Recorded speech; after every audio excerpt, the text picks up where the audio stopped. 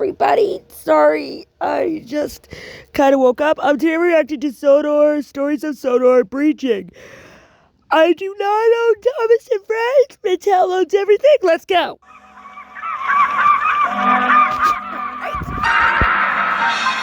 The train, for its type, is the most powerful vehicle on land. Hang on. And the engines of Sodor are the power behind the docks, industries, and branch lines that make up the world-renowned Northwestern Railway. These are the stories of Sodor. Alright, let's see what this one's about.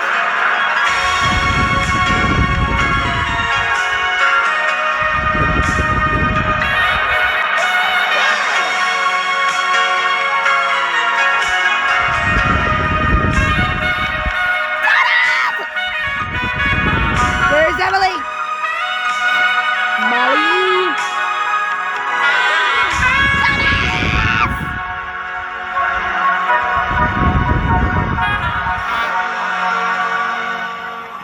I think I can say without exaggeration that in the long distinguished history of Britain's railways, few names are as reviled as Dr. Richard Beeching. A physicist and engineer by trade, he was appointed BR's chairman in 1962.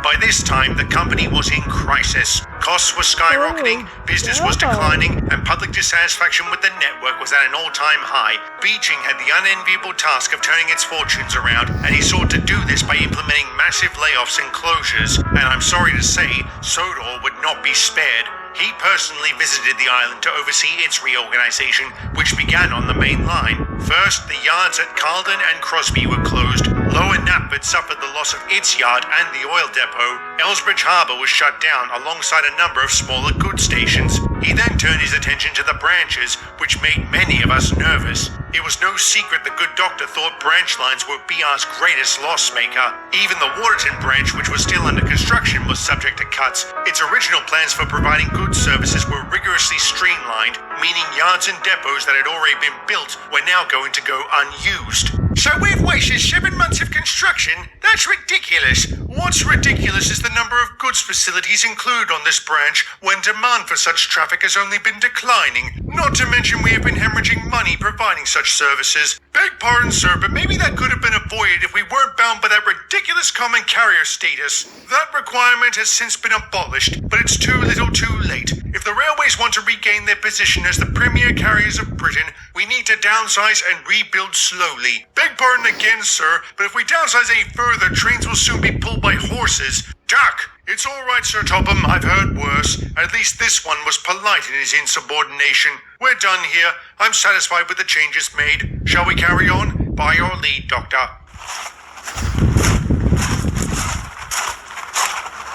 I shall talk to you later. Oh dear, I'm in trouble now. Yep, but you were right to call him out. I can't believe the Fat Controller hasn't done more to stand up to him. What can he do with? He's not chairman of the railway board anymore. Besides, I hear berating the good doctor is a surefire way to get the axe, and we don't need to antagonize him before he comes to our branch, do we? No, definitely not. Yes, about that. Thomas mentioned your branch hasn't been doing too well the past few years. That's an understatement. Our passenger numbers are so small we now only use Annie and Clarabelle, and goods traffic is virtually non-existent since most of the industries along our line have closed down. Why do you think we're the ones you've been helping out around here? Because we have the time. Bust my buffers, I can't believe I never realized this. What about the quarry? Is that still open? It's literally the only thing keeping us going. That and the tourist trade. Whether that will be enough to save us from the chop, we'll have to wait and see. I swear if they chop him up, I'm gonna be so angry.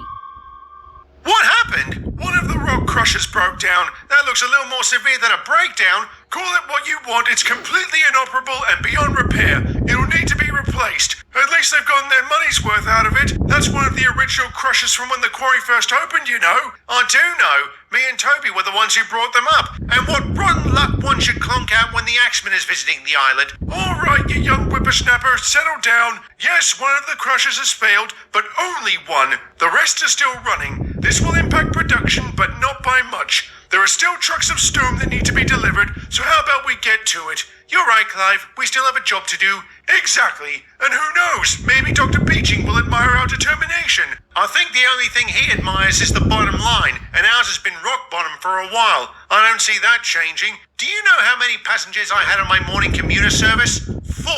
You think that's bad? They actually cancelled my goods train because it wasn't economically viable. They what? Bust my buffers! In all my years, I've never heard of that happening. So many times back in the day, we wish we could turn down jobs we knew would be a loss maker. See what I mean? Nobody likes to admit it, but money is the only thing that matters in business. And if you're not making enough, then you're not impressing no one. I'm not impressed, Sir Topham. Why is that, Doctor?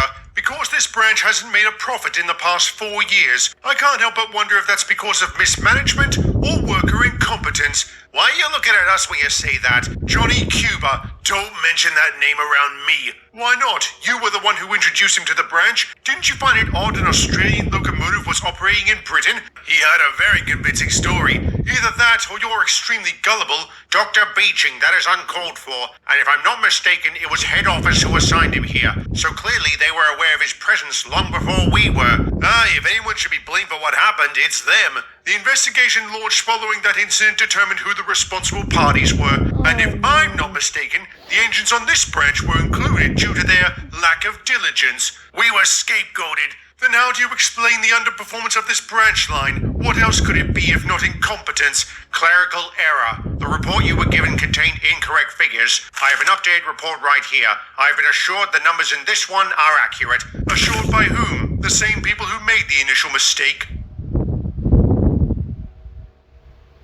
Well, these tell quite a different story. I'll have to double check to make sure they're correct. If they are, I see no reason to downsize the branch's goods traffic. However, the station at Abbey will have to be closed. I agree, it's lucky to get 10 people a week. Then it seems we're done here. Oi, don't we get some kind of apology? For what? For saying our incompetence is why this branch line was failing? Until I've reviewed these new figures, I can't assume you aren't at fault. You tosser! Arthur! Again, Sir Topham, I've heard far worse. I shall talk to you later.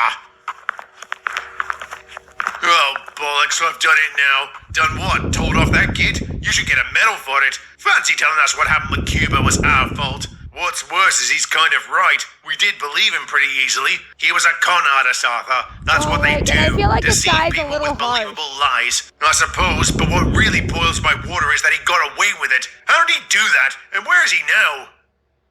What was that? What was what? That look. What do you know? I didn't want to say anything, but there's a rumor Cuba ripped off a Ministry of Defense supply train in the Midlands. Supply train? Are we talking guns? And bullets and bombs? Allegedly. Please don't look into this too closely. It's just a rumor. Rumor or not, I hope they catch the tosser, and they give me a few minutes alone with him.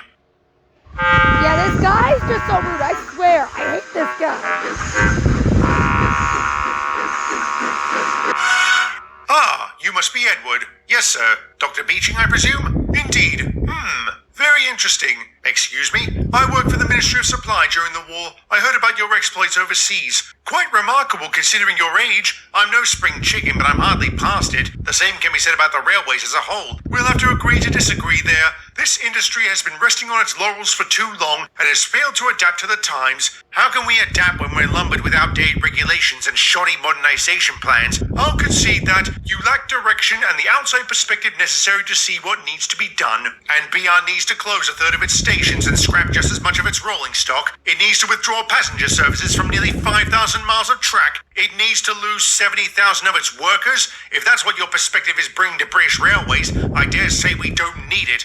Edward, the stations and rolling stock have the same problem. There are too many that are not being used, and the upkeep is a severe drain on BR's finances, and it doesn't make sense to keep running passenger services to places that aren't using them. As for the workers, the company is overstaffed, plain and simple, but so many people and communities depend on the railways for their livelihood. I can't think about that. In other words, you don't care. I thought you of all fellows could empathize. Weren't you commanding officer of your platoon? I see where you're going. It's not the same thing. isn't it? You made difficult decisions because you had to, because it needed to be done. That's what I'm doing for British Railways. As its chairman, I have an obligation to ensure it survives, regardless of the cost. Costs are exactly what I'm trying to bring down. That is what will be achieved with these cuts and future ones. Future cuts? Fizzling fireboxes. No wonder they call you the Axeman. I suppose I'll always be looked upon as the Axeman, but this is surgery, not mad chopping.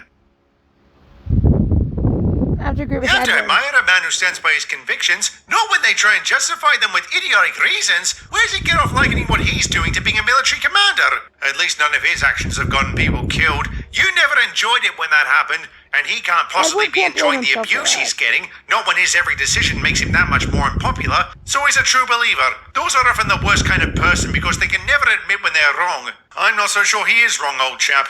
Why would you maintain assets and resources that are nothing but a drain on your business? That's just foolish. I agree. I don't much like the cuts as a whole, but I think they are necessary. I mean, when was the last time Carlton Yard was at full capacity? Exactly. And let's not forget he's doing what Parliament told him to do. Fix Britain's railways. If anything, he's as much the axeman as he is the messenger. And you know what they say about shooting the messenger? Yeah, it's always fun when you do it. I hate how much I agree with that.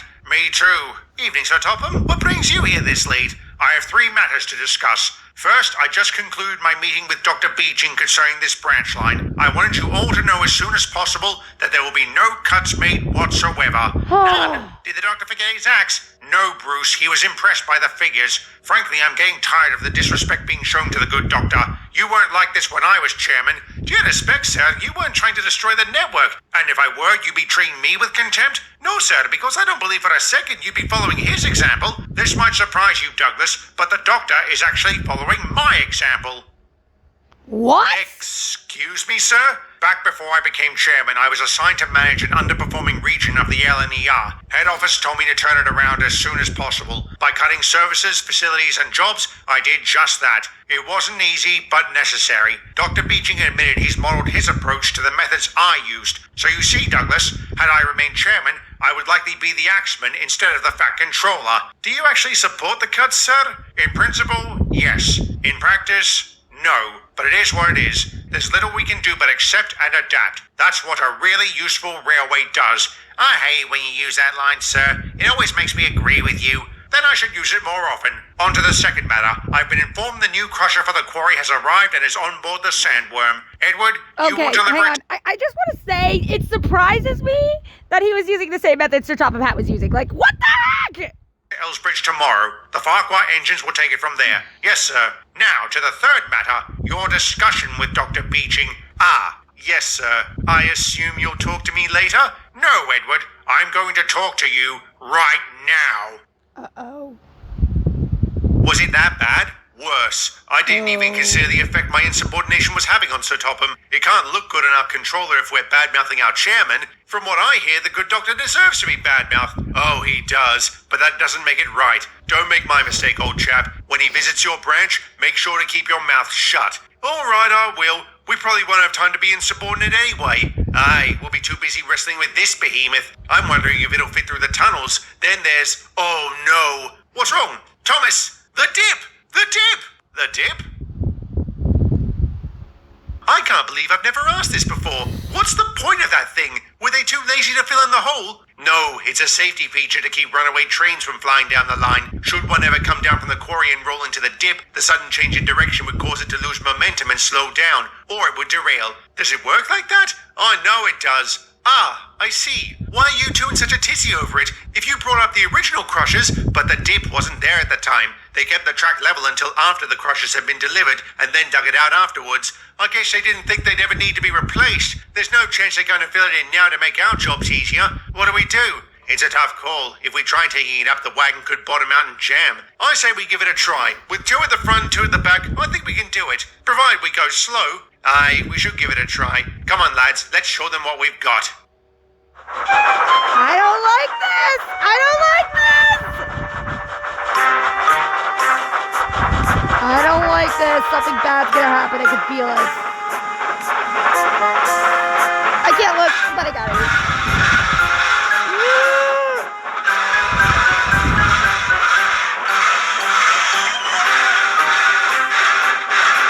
Oh, almost there! Almost there!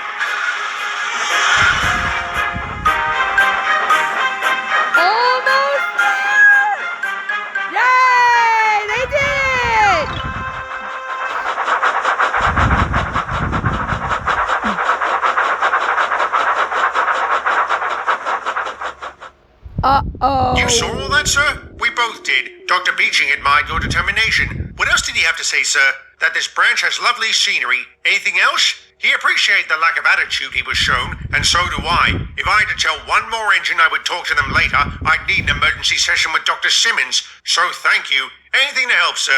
I'm afraid the etiquette and grit shown today wasn't much help to the branch's finances. Those can't be influenced. How bad is it, sir? There's no easy way to say this. As of the 1st of next month, all goods and passenger services along this branch will be terminated, with every station and depot closed.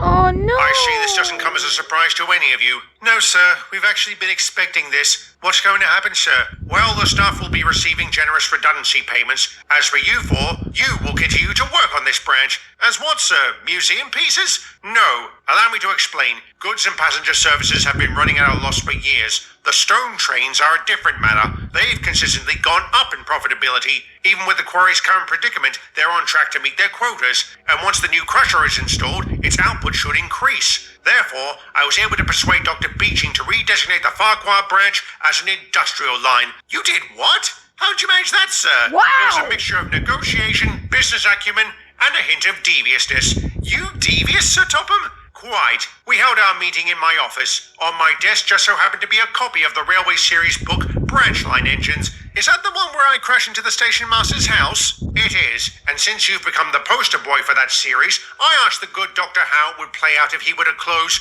Thomas's branch line. And he bought that? I was surprised too. I thought for sure he wouldn't care. Maybe some part of him is human after all. Did I say that out loud? What was that, sir? Thank you, Percy. So yes, this branch will remain open, but in a new form. We will also continue running tourist trains, since those are another service that have steadily gone up. What about the Waterton branch, sir? Will we still be helping out with that? Yes, but I may only assign one of you at a time from now on. I expect that with its new designation, this line will become rather busy. Sir Topham was right about that. No longer encumbered by underperforming services and facilities, the Farquhar branch flourished. The new crusher did wonders for the quarry, allowing them to purchase 2 more. After that, there was no slowing it down. Trains loaded with stone poured down the line like never before. Coupled with the ongoing tourist traffic, the branch was transformed from a loss maker into one of the most profitable in Britain. I dare say this was the one decision made by Dr. Beeching that was universally praised. As for the good doctor, he left Sodor a few days after visiting Farquhar. He went on to make further cuts and changes to BR and remains a divisive figure to this day.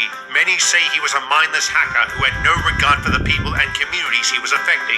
Others say he must have done something right or British Railways wouldn't have endured for another 30-odd years. I tend to lean towards the former opinion, especially since his actions were instrumental in making my next story happen.